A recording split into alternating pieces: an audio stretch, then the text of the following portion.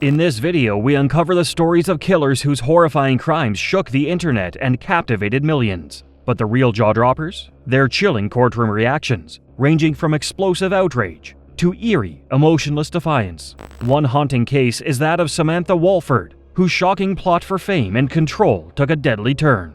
Let's begin. Judy was worried about this woman, 25-year-old Playboy and Maxim model Kelsey Turner.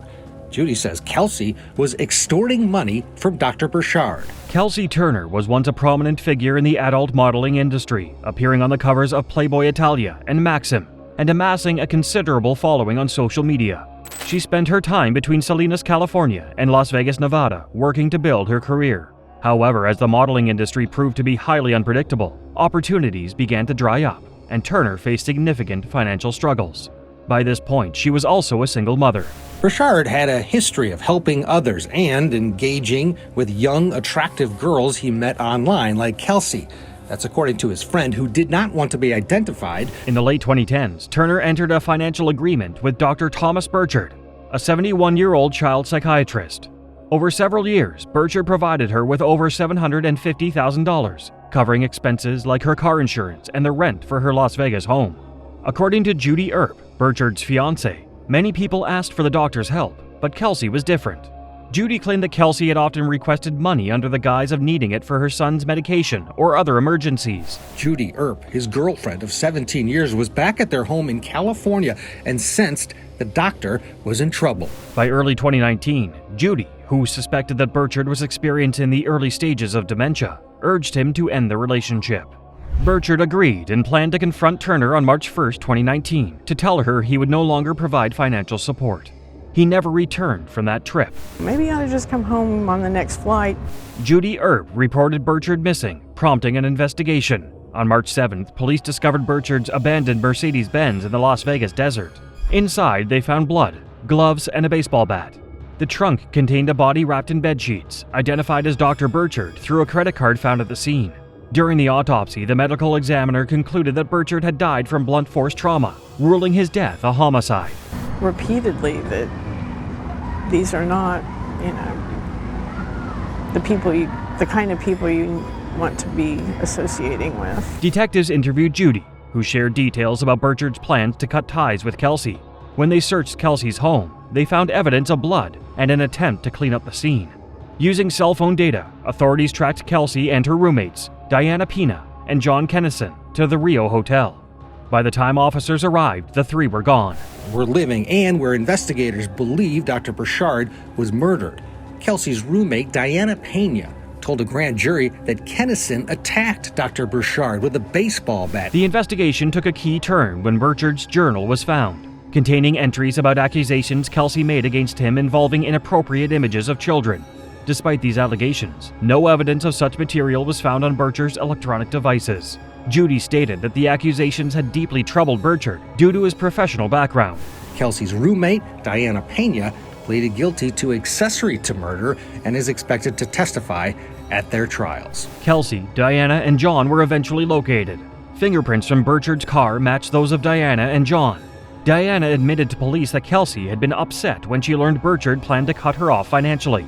She said Kelsey had ordered John to confront Burchard, which led to John fatally hitting him with a baseball bat.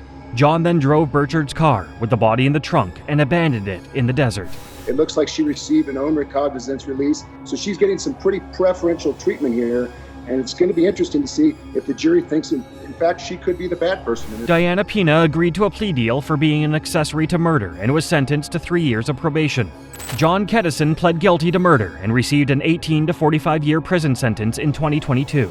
Kelsey Turner took an Alford plea, acknowledging the strength of the evidence against her without admitting guilt. She was sentenced to 10 to 25 years in prison and will be eligible for parole when she is 36 years old in 2029. During her court proceedings, Kelsey Turner's behavior drew attention, as she was often seen smiling and posing for the cameras, which many found surprising given the serious charges she faced. 3.75 years that she has already spent incarcerated and still shows no sign of rehabilitation. While some interpreted her actions as an attempt to appear confident or maintain composure, others saw them as evidence of indifference to the crime and its consequences. Currently, Kelsey Turner is serving her sentence at the Florence McClure Women's Correctional Center in Nevada. If you thought Kelsey Turner's case was shocking, prepare yourself for an even more unsettling story. Samantha Wohlford's actions blurred the line between betrayal and violence in ways that few could have predicted. Everything he could to keep the family financially afloat. He was working 2 jobs. She was not working. Ernest Ernie Ibarra Jr. and Samantha Wohlford began dating in 2008, quickly forming a bond that Ernie believed would last a lifetime. Samantha, who had given birth to twins at 19 with her high school boyfriend, seemed to be a perfect match for Ernie, and their relationship grew stronger as they added to their family. In 2011, they welcomed a second set of twins, followed by another child in 2013. By then, their household had grown to a total of 7, and Ernie worked tirelessly to provide for his wife and children, taking on 2 jobs, one at a bat manufacturing company during the day, and another at Little Caesars in the evenings. Hey YouTubers! Today a lot of shit pissed me off, so you guys get to listen to it. His dad's not having a whole lot to do with this pregnancy, and that sucks. As Ernie balanced work and family life, Samantha turned to social media to help make ends meet. She started a YouTube channel, sharing stories about her life, her parenting experiences, and her aspirations.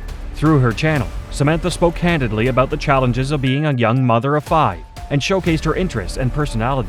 It was her only focus, and her family was really left to the wayside. What do you think of me making YouTube videos? Well? While Samantha's content began to build her online following, Ernie's family noticed that she was changing. Ernie's sister, Abigail, began to fear that Samantha's focus on her channel was taking a toll on her family responsibilities. Abigail observed that Samantha was spending more time creating content and seeking online attention, and less time caring for her children. This shift in priorities caused friction between Samantha and Ernie, who preferred to keep a low profile and avoid the attention that Samantha craved. Oh yeah, I forgot about him. Because you got that fucking iPad in your hands. Where? At least you're paying attention. But only because of this fucking hilarious-ass episode. Their relationship was further strained by issues of trust and jealousy. Ernie's passion for gaming became a point of contention when Samantha discovered that Ernie's online avatar had married a female character. This incident angered Samantha, who felt that Ernie had not yet given her the commitment of an engagement ring, despite their 5 children and years of partnership. Despite these challenges, Ernie proposed to Samantha in 2014, and the couple tried to move forward. A silence that provides a new clue. Did you hear him say anything else besides what you told us? They said that it was because of his dad. Because of his dad? Yeah. Okay. However, on February 20th, 2015, everything changed. Samantha called her mother, Rosie, in a panic, claiming that intruders had broken into their home, taken Ernie, and bound her. Rosie, deeply concerned, called her sister Ginger, who rushed to Samantha and Ernie's house. Ginger found Samantha tied up and restrained, and the scene was unsettling, with signs of forced entry and a damaged front door indicating a struggle. It had just happened to be my mom. I think you know exactly who did this. I think the story's made up about your daddy, his daddy, and stuff like that. Emergency responders treated Samantha at the scene before she was taken to the Titus County Sheriff Department for questioning. Samantha told detectives that she and Ernie were asleep when the break-in occurred shortly after 1 a.m. She claimed that the intruders barged into their bedroom, one holding a knife to her throat while another dragged Ernie away. Samantha said that during this chaotic moment, she was brought downstairs and the men taunted her by striking Ernie in the face with a gun. After the intruders left, Samantha managed to free herself and call her mother for help. Okay, see, I knew. You know, Sam, you know I'm not here lying to you. You know I know. The only other thing I don't even know if I know. Okay. Detectives pressed Samantha for descriptions of the intruders, but she said they were all wearing black clothing and masks, preventing her from identifying them. Samantha did acknowledge that she and Ernie had a difficult past, including an arrest in 2014 for alleged domestic violence, but she insisted that things had been improving between them since then. There's more happening here and that they need to dive deeper. What did you say when he said he's going to take care of that problem? I just laughed at him. I thought he was joking. As the investigation unfolded, Samantha brought up a potential secret: Jonathan Kyle Sanford, known as Johnny Red. She claimed that she had shared details of Ernie's alleged harm with Johnny, who might have taken it as a reason to intervene. Sanford, a former inmate with a history of criminal activity, was brought in for questioning.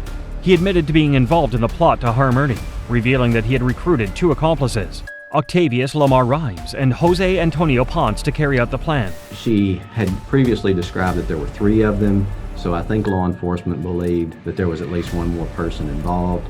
Police also apprehend Octavius Lamar Rhymes. Sanford confessed that he, Rhymes, and Ponce had ambushed Ernie and taken him to a secluded area in Camp County, Texas. There, they shot Ernie in the head, leaving his body in a remote spot. Investigators discovered evidence of communication between Samantha and Rhymes, including text messages outlining the plot to eliminate Ernie. Samantha, Sanford, Rhymes, and Ponce were all arrested and charged with aggravated kidnapping and murder. Oh, you know, Sam, you know I'm not here lying to you. You know I know. The only other thing I don't even know I know. Okay. But it's a suspicion. Okay. In April 2016, Sanford and Ponce accepted plea deals and were each sentenced to 50 years in prison. Rhymes' trial began in December 2016, and he was found guilty on all charges, receiving a 93-year sentence. Samantha's trial started in September 2017, where the evidence and testimonies revealed the extent of her involvement. She was found guilty and received a 99-year sentence for murder, to be served consecutively with her 50-year sentence for kidnapping. Money was a constant struggle. You know, her husband was working several part-time jobs. I've had a lot of people stop me and ask about how I deal with things. Honestly, it's hard. Although the public reaction to Samantha Wohlford's sentence was one of relief, it was ultimately a tragedy for everyone involved. Her 5 children are now left without both a mother and a father. They now face an uncertain future. Samantha Wohlford's calculated betrayal ended in a devastating loss. But the next case takes us to an even more harrowing tragedy. Claire Miller, a teenager whose shocking actions against her own sister left a family and community reeling. She stabbed her sister Helen, who had cerebral palsy, on the morning of February 22, 2021. Her parents testified at trial that they had lost Helen and didn't want to lose Claire as well to prison. In the early morning hours of February 22, 2021, the Manheim Township Police Department was called to the Miller family home after 14-year-old Claire Miller, who had an active TikTok presence, made a 911 call, admitting that she had killed her sister. When the officers arrived at the scene, they found Claire outside, standing in the snow with blood on her pajama pants. Claire led the officers inside, directing them to the bedroom where Helen Miller, 19 years old, lay lifeless. Helen, who had been born with cerebral palsy, relied on a wheelchair for mobility and was unable to walk. The Miller family had adapted their home to meet Helen's needs, ensuring that she had a safe and comfortable space to live. A teen accused of killing her sister will be staying in Lancaster County until her trial. 16-year-old Claire Miller will be tried as an adult. The judge determined Miller will stay in Lancaster County Youth. Claire was taken into custody immediately. Under Pennsylvania law, homicide is not considered a juvenile crime, meaning that Claire, despite her age, had to be charged as an adult. This legal requirement was not a decision made lightly, as it involved treating a young teenager with the same legal process reserved for adults charged with serious offenses. Claire Miller was a kid who had it all, but was obsessed with homicide. Citing thousands of text messages she sent a friend expressing a desire to harm someone, saying even though she loved her sister Helen, she stabbed her to death. The legal process that followed focused heavily on Claire's mental health. She was found to have been experiencing a mental health crisis at the time of the incident. In Pennsylvania, third-degree murder is defined as an unintentional killing that results from reckless or depraved actions. It is distinct from first-degree murder, which requires premeditation, and second-degree murder, which involves killing occurring during the commission of another serious crime. Claire Miller was sentenced to 12 and a half to 40 years in prison, pleading guilty to third-degree murder. Lancaster County judge overlooking the case determined in 2023, Claire, now 16, pleaded guilty to third-degree murder. This plea was significant because it indicated that Claire accepted responsibility for her actions, but did not admit to premeditation or intent to kill. By pleading guilty, she acknowledged that her behavior showed a disregard for human life, which resulted in her sister's death. Miller was mentally ill but not mentally disabled when imposing the sentence. Back on February 22nd of 2021, Manheim Township Police discovered Miller's 19-year-old sister. During the sentencing hearing, District Attorney Heather Adams described the case as particularly tragic, emphasizing that Helen's vulnerability and Claire's actions made the situation even more painful. Heather Adams noted that while the mental health crisis Claire experienced was a factor, it did not erase her responsibility for Helen's death. The prosecutor pointed out that the court needed to balance the need for accountability with Claire's young age and mental state at the time of the crime. Via video conference, she's charged with killing her disabled sister Helen in their Manheim Township home in February. The judge ultimately sentenced Claire to 12 and a half to 40 years in prison. This decision aimed to hold her accountable for what had happened, but also left room for the possibility of rehabilitation over time.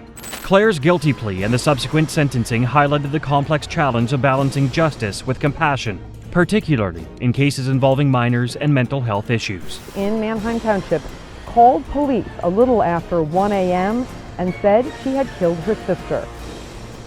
Officers responded to the home where Claire pointed them to a bedroom. For the Miller family, this case was devastating on multiple fronts. They had already endured the unimaginable pain of losing Helen, who had been cherished and an integral part of their lives. The grief of that loss was compounded by the reality that Claire would now face years of imprisonment. Further, the family was left to try to come to terms with the painful contradiction of loving Claire and mourning Helen, knowing that the actions of one had changed their entire family forever. Claire Miller's tragic actions against her own family were heartbreaking, but the next case reveals a chilling and violent act of rebellion. Isabella Guzman, a young woman whose horrifying attack on her mother shocked everyone who heard the details.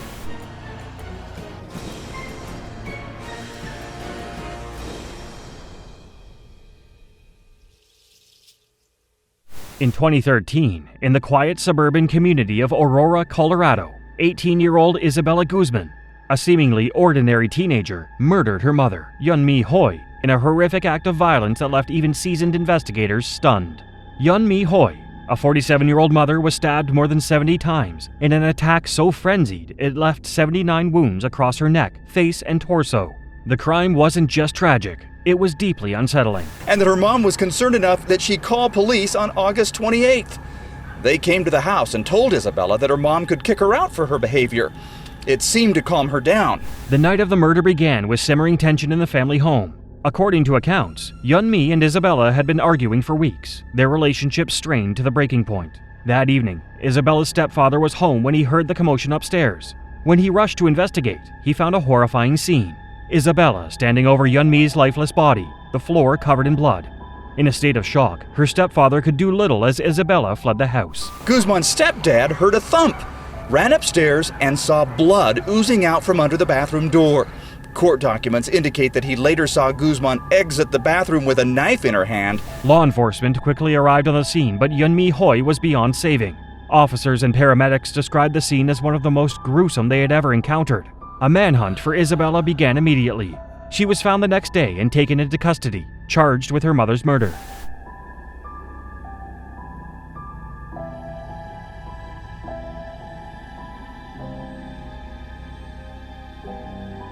As the details of the case unfolded, the story took an even darker and more complex turn. In the months leading up to the murder, Isabella had been battling severe mental health issues. During her trial, court-appointed doctors revealed that Isabella had been diagnosed with schizophrenia, a condition that had warped her perception of reality for years. At the time of the attack, Isabella believed her mother was not Yunmi, but a figure from her delusions named Cecilia. In her mind, she was on a mission to kill Cecilia to save the world from some imagined catastrophe. The defense presented a chilling piece of evidence to support Isabella's delusional state. A threatening letter Isabella had sent to her mother before the murder. It read, "You will pay," but was addressed to Cecilia. This bizarre detail painted a picture of a young woman trapped in a dangerous spiral of paranoia and confusion. Her erratic behavior during court hearings only deepened the unease. At times, she appeared detached, staring blankly into the cameras, her expression unnervingly calm for someone accused of such a heinous crime. The 18-year-old smirked at the camera as she stood up and walked to the defense table this afternoon, her arms and legs shackled. After the judge read the complaint against her, she looked over. Both prosecutors and the defense agreed on one thing. Isabella was incapable of distinguishing right from wrong at the time of the murder. The court accepted her plea of not guilty by reason of insanity. Instead of prison, Isabella was committed to a state psychiatric hospital, where she would remain until deemed no longer a danger to herself or the public, a period that could span years or even her entire lifetime. I was abused at home by my family for many years. My parents are Jehovah's Witnesses, and I left the religion when I was 14. For Isabella, the years that followed became a journey of reckoning and recovery. 7 years after her sentencing, she broke her silence in an interview with CBS News' Rick Salinger. Speaking with a calm demeanor, Isabella expressed her desire to rejoin society. She admitted that she had not been herself the night of the murder and credited medication and therapy with helping her regain her sense of reality. He asked me if I wanted to go in there and look through to get some clothing, so I did. The other patient left, and he went in there and shut the door behind him. In the interview, she also shared a more personal side of her story. Isabella claimed her struggles began long before the crime, pointing to years of emotional turmoil and harm within her family.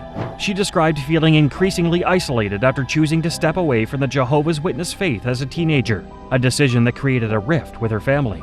According to Isabella, the lack of understanding and support at home only deepened her mental health struggles, leaving her vulnerable to the delusions that would ultimately drive her to violence. As of now, Isabella remains under the care of the state, her future uncertain. Isabella Guzman's violent attack on her mother left a family shattered, but the next case brings another tragic story of betrayal and loss. Galen Morris, a woman whose life was taken by someone she trusted, exposing the devastating impact of jealousy and deceit. If I could turn back the hands of time, I would, and it would be handled differently, so differently. I'm praying for their strength. Hell Hath No Fury Like a Woman Scorned was written for Galen Morris. On June 3, 2022, Galen had gotten into a fight with her 26-year-old boyfriend, Andre Smith. She had noticed that he had been staying out more often, possibly with another woman. Smith and Galen were living together in a house that Galen paid all the bills for. During the argument, Galen told Smith to pack his things and leave. In frustration, Galen needed to know where Smith had been going, so she put an AirTag in the back seat of his car. He confronted him and got into a fight with the woman he was with before they were all told to leave. She tracked him to a bar later that day and saw him with another woman. This made her angry and she got into a fight with the woman. She swung a beer bottle at her but was blocked by Smith. This brawl caused the three of them to get thrown out of the bar. When Galen got outside, she entered her car and sped up to Smith where he was standing on the sidewalk. She initially eased up and backed off before she suddenly sped up and hit Smith on the left hip with the mirror of the car. This was when things got worse. Galen hit Smith with the car again and dragged him out of the vehicle before running over his body repeatedly. Smith's upper body was under the car and his head was driven over. Smith died of traumatic asphyxia. According to a witness who was at the parking lot, Galen had hit the gas and then she heard what felt like a speed bump and crunching. When the police arrived, Galen was arrested. She did not attempt to run away because she was in shock and didn't know what happened. At first, she was charged with murder. After investigation, her charges were lessened to voluntary manslaughter because she acted under sudden heat. Galen said that she didn't mean to kill him. She confessed that she meant to hit him, but killing him wasn't in her plans. During the trial, Smith's mother asked that she serve the maximum sentence for voluntary manslaughter, which was 30 years. The jury then gave their verdict. We, the jury, find the defendant guilty of voluntary manslaughter, a level 2 felony. Because it was proven that Galen didn't plan to kill her boyfriend, she was convicted of voluntary manslaughter. She was found not guilty of murder, and she was eventually sentenced.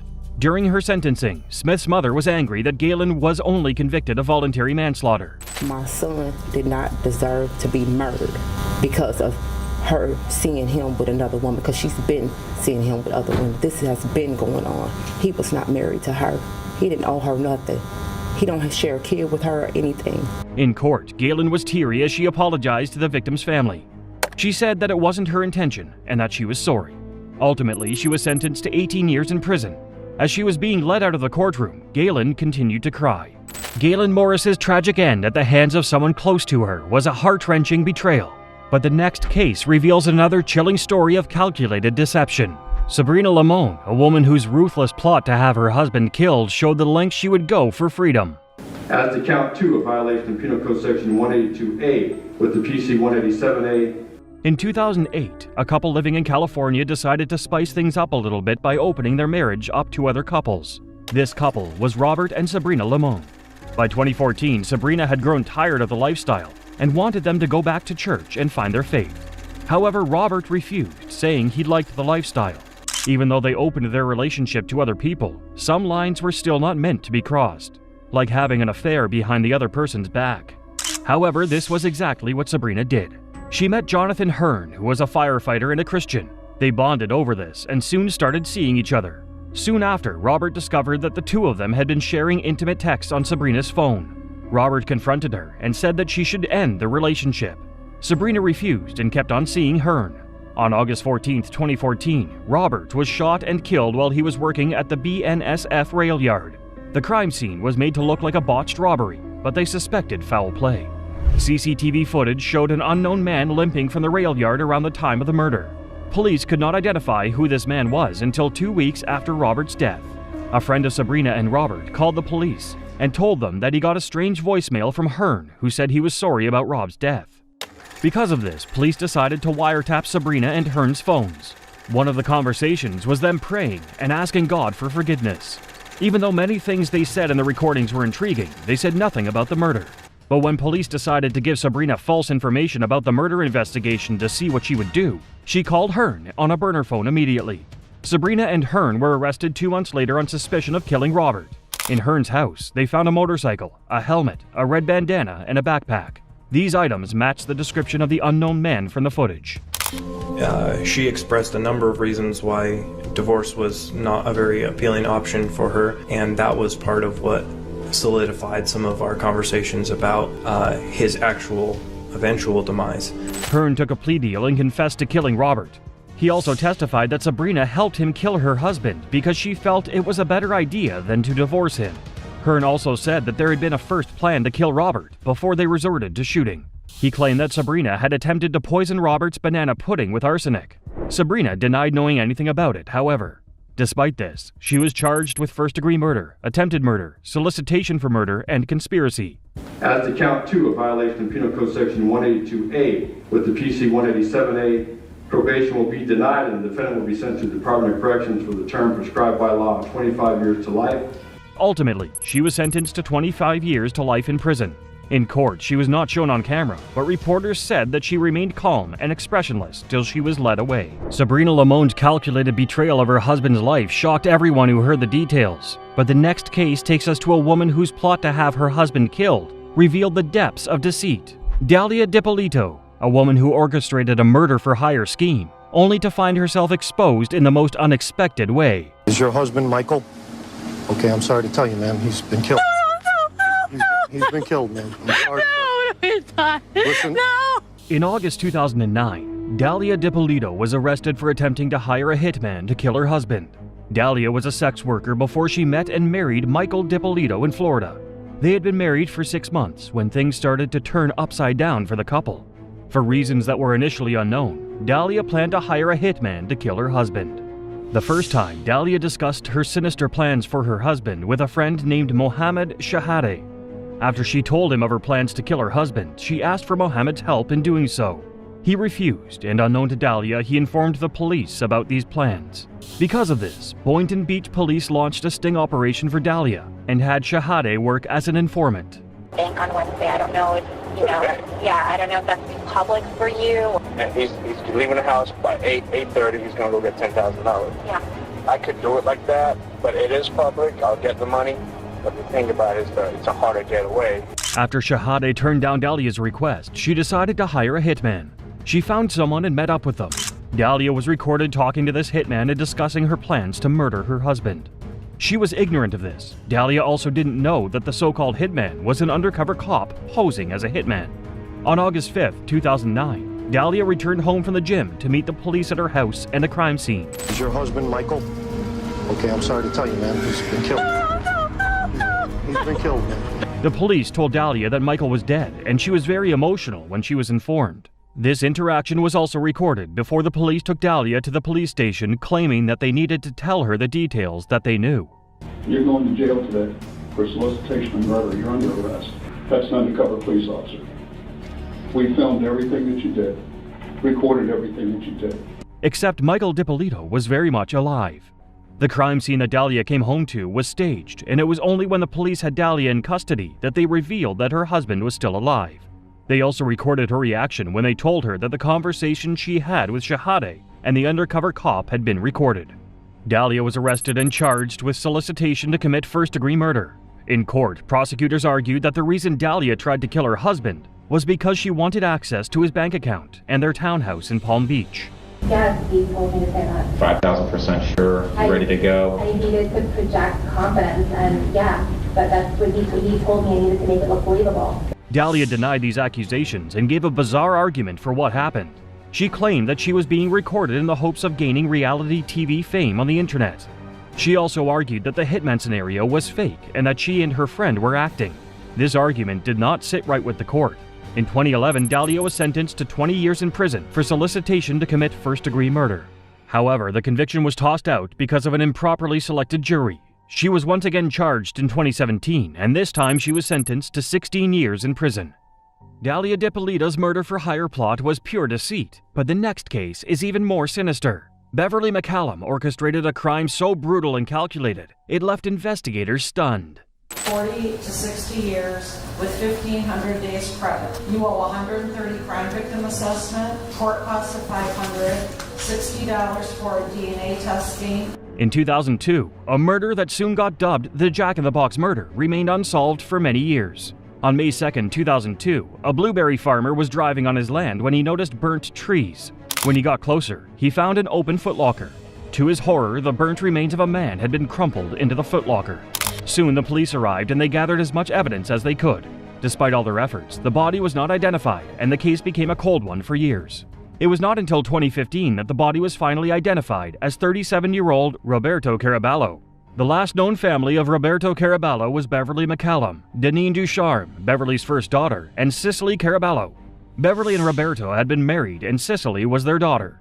As expected, these people were called in for questioning. It was revealed that Ducharme had been the one to give information to the police about the body. Eventually, she said that her mother and another man, Christopher McMillan, had joined her in killing Roberto.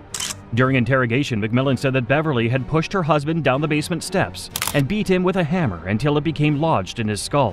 He said that while Roberto was still breathing, Beverly wrapped a plastic bag around his head. According to McMillan and Beverly's daughter, she had planned the killing because she wanted to have a test run at being a serial killer. Ducharme and McMillan confessed to playing roles in the murder and mutilation of Roberto's body. Ducharme was found guilty of first-degree murder and sentenced to life in prison. Christopher McMillan was sentenced to 15 to 40 years in prison. Beverly evaded authorities for 5 years after Roberto's body was identified. She was eventually arrested in Italy in 2020. Beverly was extracted to the U.S. and her trial began. Beverly was described as someone dangerous to anyone who got in her way. Prosecutors also argued based on the testimony of her daughter that Beverly had killed Roberto because he was cramping her lifestyle. She was charged with second-degree murder and mutilation of a body. In court, she seemed very disinterested and showed no remorse for her actions. Even though the testimonies of the other two convicts correlated, McCallum said that it was her daughter who had killed her husband. Nobody believed her. Roberto's daughter, who is now 31 years old, gave her impact statement and asked the judge to impose the maximum sentence. Justice must be served, not only for my father, but for those who have forever been changed by her ruthless actions. I formally request restitution and intend to utilize all proceeds to help support children of murdered parents. Despite everything that her daughter said, Beverly McCallum remained stone-faced, bored, and at some point, she even dozed off when her attorney was giving closing arguments. She maintained the same demeanor when the jury gave their verdict. The judge then expressed how she could not understand how someone could show no remorse. Beverly McCallum's tragic end at the hands of someone close to her was a shocking betrayal, but the next case takes us into a different kind of horror. Sakina Muhammad, a woman whose unthinkable actions towards her own child revealed a terrifying disregard for life. The same cannot be said for Sakina Muhammad, who felt the need to get rid of her boyfriend to save herself. Ms. Muhammad, is there anything you would like to say? I just want to say sorry to my daughter. That's it. All right, fair enough. Thank you. On March 13, 2022, Wyoming police responded to an apartment after a woman said she heard her daughter and her boyfriend arguing on the phone when she called. Her daughter was 21-year-old Sakina Muhammad, and her boyfriend was 27-year-old Quan Andre Winston Jr. When police got to the home, Winston was found dead and shot in the head. His body was at the bottom of the stairwell, and there was no one else in the house. Sakina Muhammad and her 11-month-old daughter that she shared with Winston were missing. The next day, Sakina turned herself in and told the police that she had killed Winston in self-defense. She told the police that Winston was choking her and that she decided she already had enough and shot him. Winston and Sakina had a violent relationship, and Winston had been arrested for assault and domestic violence twice before. He had a lengthy history of violence, and at the time, things were very tense between the two. He had just pleaded no contest to aggravated assault and domestic violence when he went to the house he shared with Sakina and their daughter. Even though there was a court order that protected Sakina from him, Winston ignored the order and went there regardless. It is not sure what they were arguing about, but when things got too heated, Sakina claimed that Winston started strangling her, and in self-defense, she pointed the gun at him. According to witnesses, Winston was begging for his life after Sakina pointed a gun at him. Allegedly, when Winston begged Sakina not to kill him, she responded and told him, "No bro, you're dead," before shooting him. 30 minutes before she murdered Winston, Sakina posted on social media that she was single as a MF. Sakina was charged with first-degree murder, homicide open murder, and felony firearms. Even though she claimed that she had shot him in self-defense, the jury rejected her claims based on evidence. It was revealed that Sakina was standing too far away from Winston to have shot him in self-defense. The jury found Sakina guilty of all charges, and it was time to deliver the verdict. Sakina showed no form of remorse for what she did, and said only one sentence in court. Ms. Muhammad, is there anything you would like to say? I just want to say sorry to my daughter. That's it. All right, fair enough. Thank you. Ultimately, she was sentenced to life in prison without the possibility of parole. Sakina claimed she killed her abuser because she had no other choice. How does that compare to a case where the woman is the abuser? Sober for 2 weeks. 2 weeks. 2 weeks. And now why am I not sober? Because of you. Like, you're hindering my progress. Like in the case of Courtney, an OnlyFans and Instagram model whose life came crashing down after she fatally stabbed her boyfriend to death in Florida.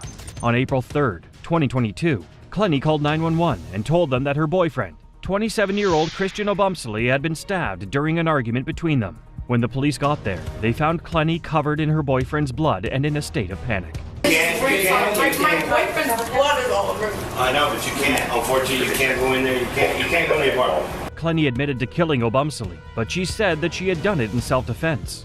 She said she had thrown the knife at him from 10 feet away after Obumsely had thrown her on the ground. Immediately after this happened, Courtney checked herself into a mental health institution in Hawaii. She was recovering from substance abuse and post-traumatic stress disorder. During that period, the investigation was going on, and soon the details that began to come up showed that Courtney was not telling the truth about what actually happened. The medical examiner revealed that the wound was not something that could have been caused by throwing a knife.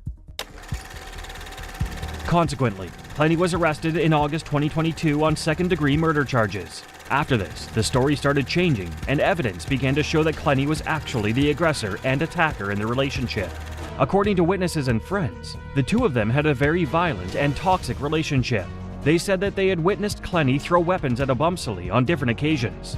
In 2021, Courtney had been arrested for assaulting Obumsely in Las Vegas, a month before the fatal stabbing.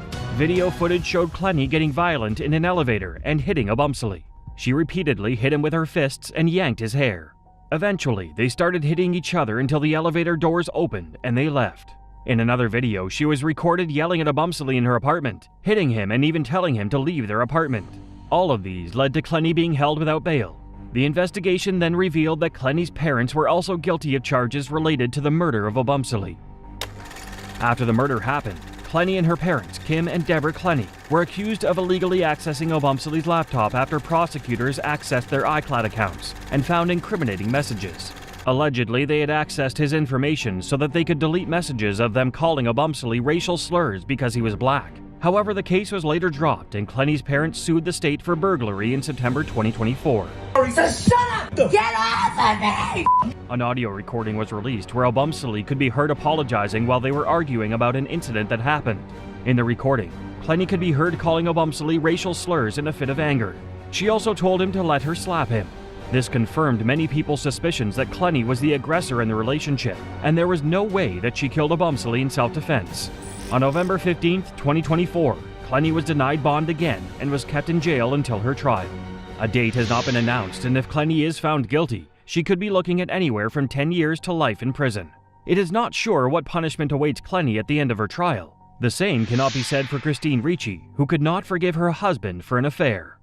A person convicted of second-degree murder is sentenced to life in state prison, but is eligible for parole after 15 to 25 years. In 2018, Christine Ricci found out that her husband, Michael Ricci, had been cheating on her for a while. After Michael was found out, he broke off the affair and tried to fix things, but the damage was beyond repair. It also didn't help that Michael was an alcoholic who drank so often and heavily that he had lapses in his memory. Before long, Michael and Christine Ricci began to fight so often that their 3 children were no longer surprised when they started fighting. Unsurprisingly, Christine never forgave Michael for the affair. She would bring it up almost every day, and it almost always caused a fight. Christine became violent, and according to one of her children, she had grabbed a kitchen knife one time and threatened to stab herself in the stomach. These fights went on for 3 years until January 2021 when things turned deadly. On January 18, 2021, Michael and Christine were arguing when things got extremely heated. Christine took a kitchen knife and stabbed Michael in the heart and the back of his left shoulder. Sophia Ricci, the couple's daughter, was in the house when this happened.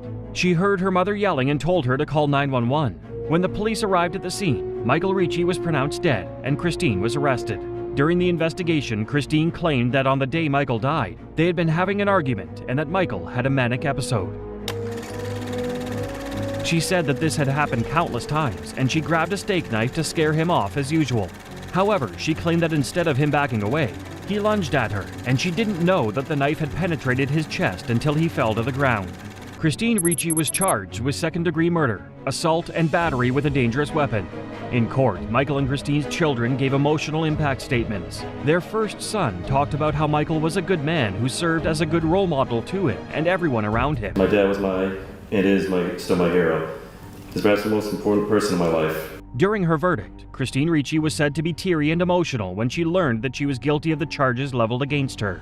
In a trial that lasted 5 days in 2024, the jury took 2.5 hours to decide whether she was guilty or not. Jury CR 00153 on offense number 001, wherein the defendant, Christine Ricci, is charged with the crime of murder. Is she guilty or not guilty? Guilty. During Christine Ricci's sentencing, the presiding judge admonished her, saying, "Miss Ricci, within your own soul, you will live with the guilt and burden of Michael Ricci Sr.'s death for the rest of your life." Ultimately, Christine Ricci was sentenced to life in prison with the possibility of parole after 20 years. Christine showed no remorse whatsoever and sat in court emotionless as she received her sentence. The courtroom reactions of these viral killers reveal just how far some will go to chase fame or escape justice. But there's even more to uncover. The next video on screen explores the shocking intersection of social media, crime, and punishment. Don't miss the stories that had the world glued to their screens. Watch now and see what happens next.